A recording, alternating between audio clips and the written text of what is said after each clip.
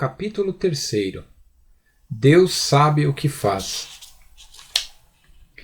A ilustre dama, no fim de 2 meses, achou-se a mais desgraçada das mulheres. Caiu em profunda melancolia, ficou amarela, magra, comia pouco e suspirava a cada canto.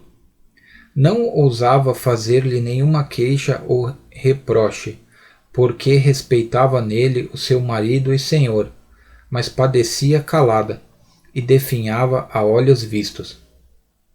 Um dia, ao jantar, como lhe perguntasse o marido o que é que tinha, respondeu tristemente de nada, que nada.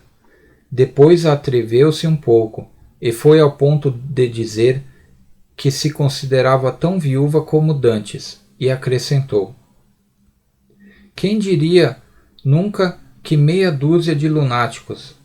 Não acabou a frase, ou antes acabou-a levantando os olhos ao teto, os olhos que eram a sua feição mais insinuante, negros, grandes, lavados de uma luz úmida, como os da aurora.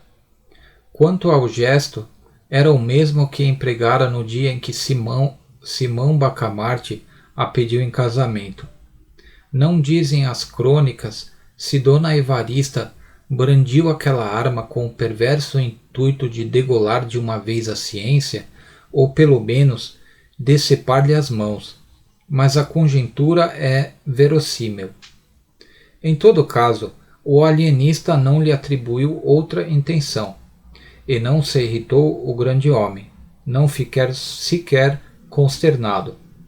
O metal de seus olhos não deixou de ser o mesmo metal, duro, liso, eterno, nem a menor prega veio quebrar a superfície da fronte quieta como a água de Botafogo.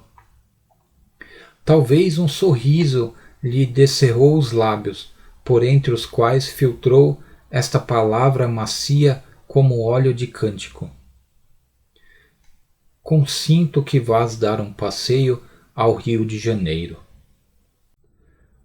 Dona Evarista sentiu faltar-lhe o chão debaixo dos pés.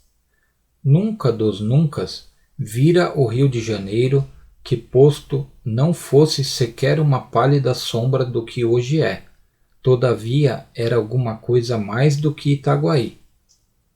Ver o Rio de Janeiro para ela equivalia ao sonho do hebreu cativo.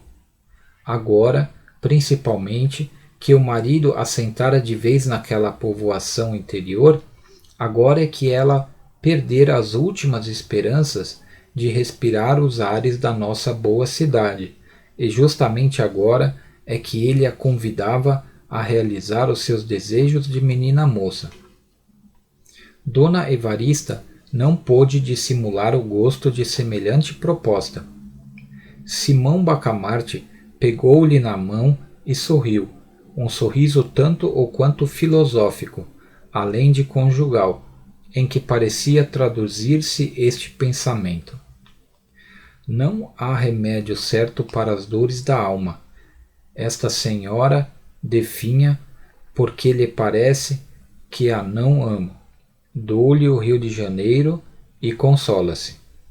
E porque era homem, estudioso, tomou nota da observação. Mas um dardo atravessou o coração de Dona Evarista. Conteve-se, entretanto, limitou-se a dizer ao marido que, se ele não ia, ela não iria também, porque não havia de meter-se sozinha pelas estradas. Irá com sua tia, redarguiu o alienista. Note-se que Dona Evarista tinha pensado nisso mesmo, mas não quisera pedi-lo nem insinuá-lo, em primeiro lugar porque seria impor grandes despesas ao marido, em segundo lugar porque era melhor, mais metódico e racional que a proposta viesse dele. Oh, mas o dinheiro que será preciso gastar, suspirou Dona Evarista sem convicção. Que importa? Temos ganho muito, disse o marido. Ainda ontem o escriturário prestou-me contas. Queres ver? Elevou-a aos livros. Dona Evarista ficou deslumbrada. Era uma via láctea de algarismos. e depois levou às arcas, onde estava o dinheiro.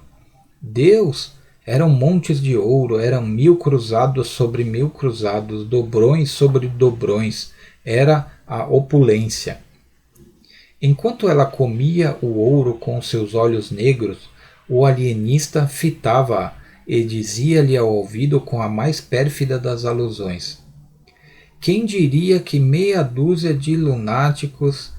Dona Evarista compreendeu, sorriu e respondeu com muita resignação: Deus sabe o que faz. 3 meses depois efetuava-se a jornada. Dona Evarista, a tia, a mulher do boticário, um sobrinho deste, um padre que o alienista conhecera em Lisboa e que de aventura achava-se em Itaguaí, 5 ou 6 pajens, 4 mucamas. Tal foi a comitiva que a população viu dali sair em certa manhã do mês de maio. As despedidas foram tristes para todos, menos para o alienista, conquanto as lágrimas de Dona Evarista fossem abundantes e sinceras, não chegaram a abalá-lo. Homem de ciência, e só de ciência, nada o consternava fora da ciência, e se alguma coisa o preocupava naquela ocasião, se ele deixava correr pela multidão um olhar inquieto e policial, não era outra coisa mais do que a ideia de que algum demente podia achar-se ali misturado com a gente de juízo. Adeus, soluçaram enfim as damas e o boticário. E partiu a comitiva. Crispim Soares, ao tornar à casa, trazia os olhos entre as 2 orelhas da besta ruana em que vinha montado. Simão Bacamarte alongava os seus pelo horizonte adiante, deixando ao cavalo a responsabilidade do regresso. Imagem vivaz do gênio e do vulgo. Um fita o presente, com todas as suas lágrimas e saudades.